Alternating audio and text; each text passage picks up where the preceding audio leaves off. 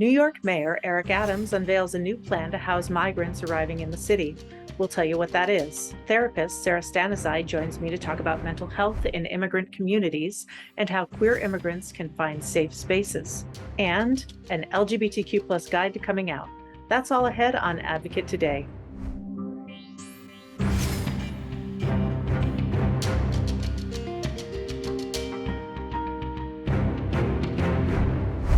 Hi, and welcome to Advocate Today, and also Happy Coming Out Day to all who celebrate. I'm Tracy E. Gilchrist, and thank you for joining me. We begin in New York as the city pushes to accommodate migrants sent from other states. According to New York Mayor Eric Adams, migrant safety remains a top priority. A brand new facility is going on one of the city's islands that will facilitate the mayor's efforts. The Humanitarian Emergency Response and Relief Center is going up on Randall's Island. It's expected to open in the coming weeks with room for 500 people to stay while they get on their feet. The city says more than 16,000 asylum seekers have arrived there in the last few months. Many of them were sent from Republican border states pushing back against the White House's immigration policies. Mayor Adams says despite the city's willingness to accept migrants, other cities and states need to stop busing. El Paso, the city manager, the mayor, they should stop sending buses to New York. New York cannot accommodate the number of buses that we have coming here to our city. For first-generation Americans and immigrant communities, establishing mental well-being can be a tough task. For first-generation queer folks, the challenge can be even greater. I spoke with Sara Stanizai, a queer first-generation African-American and a licensed therapist and founder of Prospect Therapy. She offered her expertise on this topic and how queer immigrants can find safe spaces and nurture their mental health. You do work at the intersections of marginalized identities. And would you talk a little bit about why those compounding identities, maybe require some talking through and why it's important to really address those things? Absolutely. I think there are definitely resources available for the queer and trans communities. There are definitely resources available for immigrants and refugees and children of those communities. Half of the story, though, is not being told when you go into one or the other of those spaces. Sometimes the refugee support is maybe more religious, or maybe it is they're not as comfortable or familiar or fluent in talking about different identities around queerness and transness. And so we have to hide that part of ourselves. And similarly, in a lot of the queer focused nonprofits, there isn't always as much diversity of experience, not just of culture, class, but also of being displaced. And so in both of those settings, and I think what causes a lot of the internal conflict for people is that, I have to hide half of myself in order to get the help that I need. I can only talk about this in this setting. And so when you bring all those things together, people really are allowed to open up, be more honest, really talk about taboo things or unearth things that they wouldn't normally be able to do. Great. Thank you for that. And I wonder if you could just comment a little bit on, the immigrant community, the queer community are so under fire right now by the people who are some of the people who are running this country. And it's just an incredibly difficult time to be one or other of those things. Right, so would you talk? Yeah, exactly. Right. So I wonder, would you talk a bit about, people just maybe accepting that they need help, especially at this time when these communities are under fire? Yeah, as you're asking me that, I'm really thinking about the times within my own community and what I hear from others as well, that we've actually been harmed by our own people. Maybe for being queer, for not assimilating in the correct way. There's a lot of classism, there's a lot of colorism. Those things exist, and it's really tragic when it is within our own circles that we experience those things. So we feel like we can't turn inward, right? We can't turn within our own families and extended families.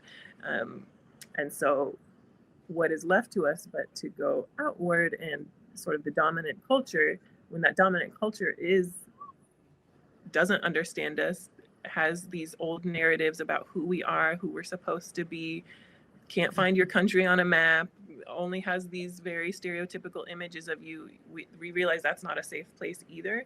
And so my work, particularly with Afghan diaspora women, has been to create these community circles, our groups, our retreats. All of the work that I do, particularly within my own community, is so that we can safely turn to each other. We are not in competition, we are not gossiping, we're not turning that trauma toward each other. We're actually building stronger bonds so that, that begets a stronger community, so that there are more options for the people who are looking for us. Great. Well, thank you for that. And I just wonder, do you have advice for people who may be considering that they need help, but aren't sure what first steps should be? So I wonder if you could share what you think, what advice you could offer them. Yeah, you did ask me that. I totally glossed over that. I think it's really important to one piece of advice is don't get hung up on what you think you want. So what often people do is they will do a ton of internet research. They will kind of figure out, what search terms to use. And then we get really stuck and fixated looking for that person. And sometimes it is somebody unexpected. It's somebody that might be some information you didn't even realize. So to definitely look for what you think you might want. Obviously, you need to start somewhere, but also be open to trying something unexpected. And I often remind people that sometimes, a lot of people will come to me and say, I actually don't want someone too much into my culture because it feels like I'm in therapy with my mom.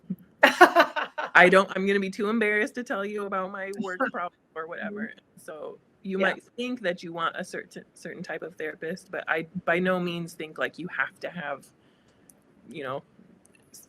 people from all communities can help each other. It's really about the right fit. So my best piece of advice is to consider something you may not have considered. And then the second thing is of course, we all give free consultations. It's not annoying. You're not bothering anybody. Please use those. We don't expect that everybody we speak with will book with us. So it's okay to have as many consultations as you want. Great. Well, that is great advice. Thank you for that. And I just wonder, would you tell people how they can find you and Prospect Therapy? Absolutely. Yeah. So our website is prospecttherapy.com.